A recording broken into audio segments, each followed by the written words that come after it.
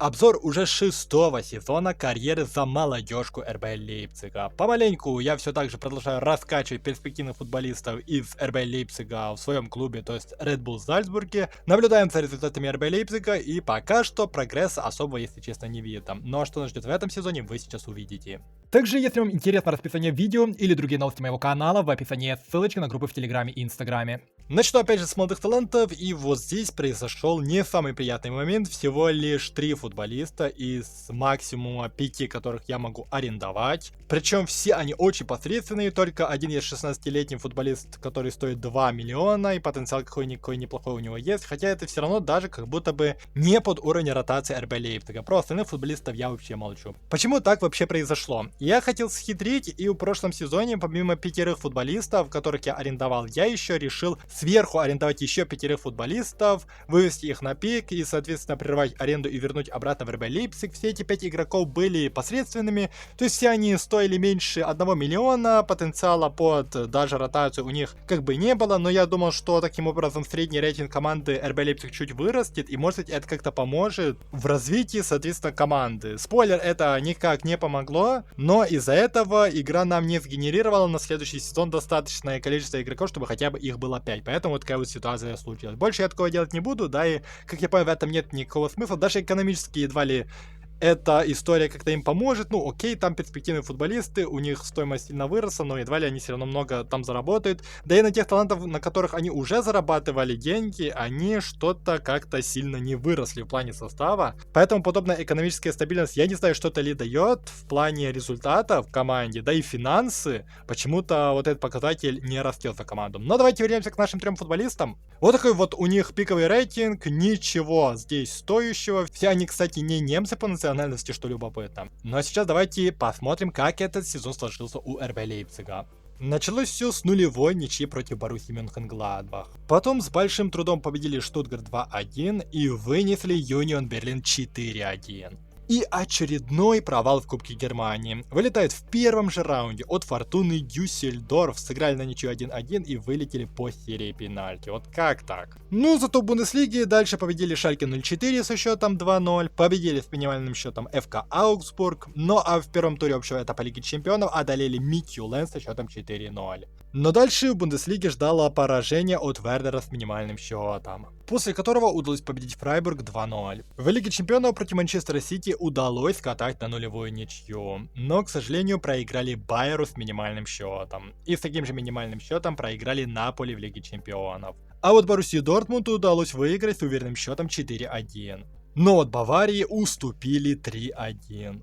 Ну и удалось с трудом добыть 3 очка в матче против Вольфсбурга, победа 2-1. Ну а в Лиге Чемпионов снова потеря очков, ничья 1-1 против Рейнджерса. После этого еще и нулевая ничья против Хоффенхайма, нулевая ничья против Айнтрахта и такая же нулевая ничья против Ливерпуля в Лиге Чемпионов. А прервалось это, кстати, разгромнейшей победой над Бохумом 5-0. Но ненадолго. Минимальное поражение от Кёльна и снова нулевая ничья, кстати, против Вольфсбурга, но в Лиге Чемпионов. Очередная уверенная победа против Хайденхайма 3-0. И неужели удалось даже замутить победную серию? 4-0 победили Майнц 05. На этом моменте закончился декабрь месяц, и те самые перспективные в скобочках футболисты возвращаются в команду. Едва ли они хоть как-то помогают, но начался следующий месяц с победы над Боруссией Мюнхен-Гладбах 2-0. Затем минимально уступили Селтику в Лиге Чемпионов. Минимально переиграли Штутгарт, скатали на нули против Юниона Берлина и еще и умудрились проиграть Спарте Праге в Лиге Чемпионов. Ну что это происходит?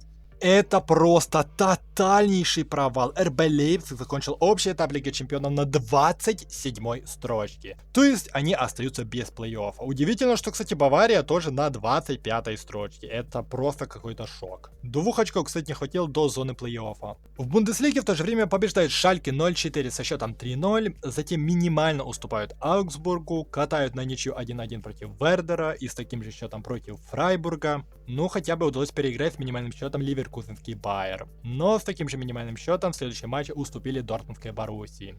И вот чудо, 5-1 раскатали Вольфсбург. Но после этого проиграли Мюнхенской Баварии со счетом 2-0, скатали очередную нулевую ничью против Хофенхайма, но против Айнтрахта удалось взять победу 3-1. Снова ничья против посредственного противника, 1-1 против Бохума. Но зато с Кёльном удалось получить 3 очка, ну и уверенные 3 очка против Хайденхайма, 5 безответных голов забили.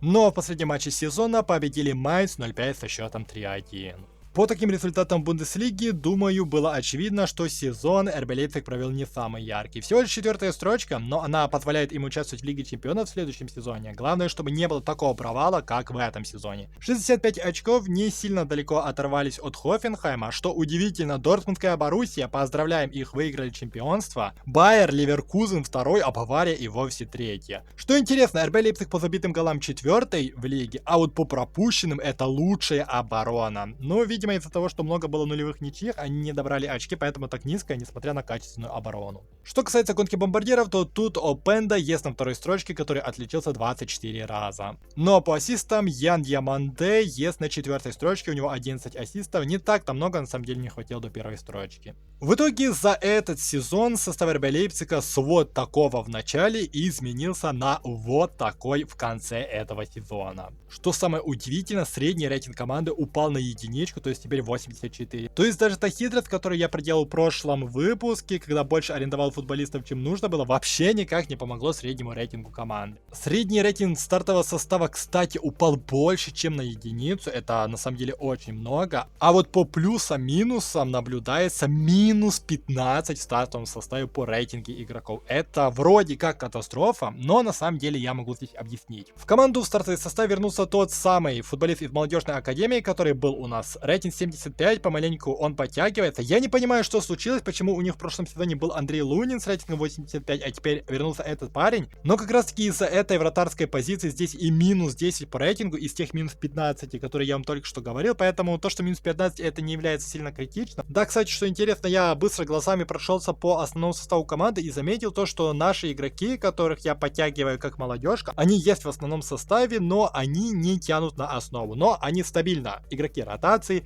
выходят, помогают команде, как-то влияют на результат, так что нельзя говорить то, что никакого эффекта моя академка не делает на результат РБ Лейпциг. Но вот как раз таки, что касается результата, вот тут действительно есть вопросик, потому что сезон получился очень слабым. Кубок Германии второй сезон подряд, они вылетают с первого же раунда, это откровенный провал, еще и не сумели выйти с общего этапа Лиги Чемпионов. Такое впервые в этой карьере случилось за 3 попытки участия в Лиге Чемпионов. Но в чемпионате невыразительный вышел сезон, поэтому тоже про какой-то прогресс речи не может идти. Посмотрим, что будет дальше. Во всяком случае, обогатить команду в этом сезоне какими-то топовыми футболистами мне не удалось.